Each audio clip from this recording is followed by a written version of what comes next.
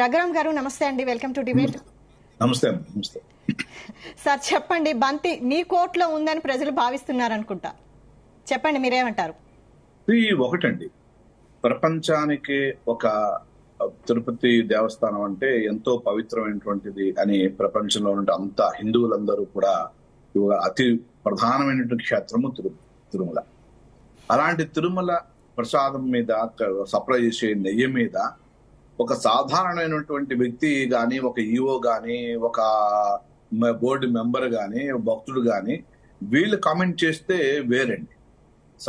సాక్షాత్తు ఒక 15 సంవత్సరాలు ముఖ్యమంత్రిగా పనిచేసి ఇంకొక 14 సంవత్సరాలు బాధ్యతాయుతంగా ప్రతిపక్ష నాయకుడిగా పనిచేసిన వ్యక్తి ముఖ్యమంత్రి రాష్ట్రంలో దీని మీద ఈ విధంగా మాట్లాడారు అంటే దీని మీద ఖచ్చితంగా సమగ్ర విచారణ చేయాలని కేంద్ర ప్రభుత్వము, ఈవెన్ భారతీయ జనతా పార్టీ కూడా కోరింది. సో దాని నిజాలు నిగ్గు తేల్చాల్సిన అవసరం ఉంది. ఎందుకంటే అక్కడ ప్రభుత్వము వాళ్ళ, ప్రభుత్వం వీళ్ళ, ఎవరు జగన్ ఉన్నాడా, కాంగ్రెస్ ఉందా, టీడీపీ ఉందా అని కాదండి. అనేక కోట్ల మంది హిందువుల మనోభావాలతో ముడిపడినటువంటి విషయం కాబట్టి దీన్ని ఒక సాధారణ వ్యక్తి కాకుండా ఒక ముఖ్యమంత్రి, సీనియర్ రాజకీయ నాయకుడుగా ఉన్నటువంటి ముఖ్యమంత్రి గారు మాట్లాడారు కాబట్టి గతంలో అనేక సందర్భాలలో భక్తులు ఆ ప్రసాదం పాడవుతోంది, ప్రసాదం చూడండి విడిపోతోందని అనేక సందర్భాలలో కంప్లైంట్లు ఇచ్చారు. కాబట్టి దాని మీద ప్రభుత్వం అంటే ఇక్కడ ప్రభుత్వం అంటే ఒక ఈఓ, గతంలో ఉన్నటువంటి ఈఓ మీద అనుమానాలు ఉన్నాయి కాబట్టి అతని ప్రవర్తన మీద వైసీపీ నాయకులు, వైసీపీ ఎమ్మెల్యేలు కూడా నాతోనే షేర్ చేసిన సందర్భాలు ఉన్నాయి. ఏమంటే వీడు ఎక్కడ దొరికాడు మా ముఖ్యమంత్రి గారికి, వీడిని పట్టుకొచ్చి పెట్టాడు మా తల మీద అని చాలా సందర్భాల్లో మాట్లాడారు. కాబట్టి అనుమానం వస్తుంది. ఈ అనుమానాన్ని తీర్చాల్సిన బాధ్యత ఒక్క నిమిషం, అనుమానాన్ని తీర్చాల్సిన బాధ్యత ప్రభుత్వం మీద ఉంది. ఆరోపణ చేయడం ప్రభుత్వం యొక్క ఏ విధంగా చేశారో అనుమానం తీర్చాల్సింది కూడా హిందువులు అందరూ కూడా ఆల్రెడీ ప్రసాదం తిన్నాం. రఘురామ్ గారు ఒక డౌట్ అండి, 10 సంవత్సరాల నుంచి కేంద్రంలో మీరే ఉన్నారు, మరి అప్పటి నుంచి ఇలాంటి అలిగేషన్స్ రాలేదా? మరి ఎప్పుడైనా స్పందించారా? ఇప్పుడే ఎందుకు స్పందిస్తున్నారు?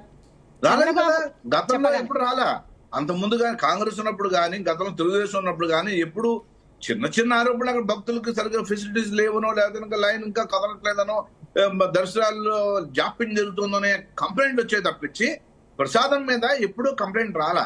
గత కొన్ని సంవత్సరాల నుంచే ప్రసాదం మీద కంప్లైంట్ ఉంది. దట్టు ఒక వ్యక్తి కంటిన్యూస్ గా ఇప్పుడు టీటీడీ ఈఓని 2 ఏళ్లకో 3 ఏళ్లకో సంవత్సరాలకో మారుతూ ఉంటుంది ప్రభుత్వాలు. ఒకడే వ్యక్తి మరి ఎందుకు 5 సంవత్సరాలు ఉన్నాడు, ఏమేమి అతను అనే దాని మీద అనుమానం ఉంది. కాబట్టి ఒక వ్యక్తి మీద అనుమానంతోనే సమాధానం చెప్పాల్సిన బాధ్యత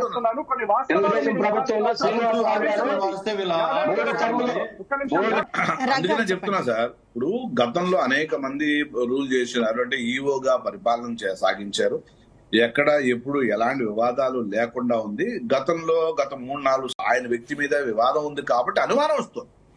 అంచేత అనుమానం నివృత్తి చేయాల్సింది కేవలం ఆరోపణ కాకుండా అనుమానం నివృత్తి చేయాల్సినటువంటి హిందువుల మనోభావాలను దెబ్బతినకుండా చూడాల్సింది కూడా ప్రభుత్వమే. సమగ్ర విచారణ కోసము కేంద్ర ప్రభుత్వం కూడా రాష్ట్రంతో మాట్లాడింది. రాష్ట్ర ప్రభుత్వం విచారణ చేస్తుంది. ఖచ్చితంగా దీని దోషులు ఎవరైతే ఉన్నారో నిజంగా ఏమన్నా తప్పు జరిగితే తప్పనిసరిగా వాళ్ళని ఉరి తీయాల్సిన పరిస్థితి వస్తుంది. ఎందుకంటే కోట్ల మంది మనోభావాలతో సంబంధించిన విషయం ఇది. ప్రసాదము, ఇప్పుడు అన్నవరం ప్రసాదము మీరు బయట ఇంట్లో చేసుకున్నా ఎవరు చేసినా రాదండి. అక్కడ పవిత్రతను అక్కడ చేసిన ప్రసాదమే ప్రసాదం. అలాగే తిరుపతికి ప్రసాదాన్ని కూడా పుల్లారెడ్డి గారు గతంలో ట్రై చేశారు, చేద్దామని పాపం ఎవరో పెద్దలు చెప్పారు, నాకు రాదండి, ఎక్కడా రాదు. అది దైవము, ఆ దైవం సన్నిధిలో ఆయనకి నివేదించేది కాబట్టి ఆ పవిత్రత, ఆ టేస్ట్ దీన్ని కాపాడాల్సిన బాధ్యత ప్రభుత్వాల మీద ఉంది. ఖచ్చితంగా దీని మీద ఇమ్మీడియట్ యాక్షన్ తీసుకోవాలి. రఘురామ్ గారు, నెయ్యి చెక్ చేసే మిషన్ ఈవో గారు చెప్తున్నారు, చెక్ చేసే మిషన్ 75 లక్షలు అవుతుందని. అంతే రోజు కోట్ల ఆదాయం వచ్చే టీటీడీకి అదొక పెద్ద లెక్క అండి. మిషన్ ఇంతవరకు ఎందుకు కొనే ప్రయత్నం చేయలేదు అసలు? ఇప్పుడు పరిపాలన అక్కడ సంబంధించింది ఈవో చూసుకోవాలి.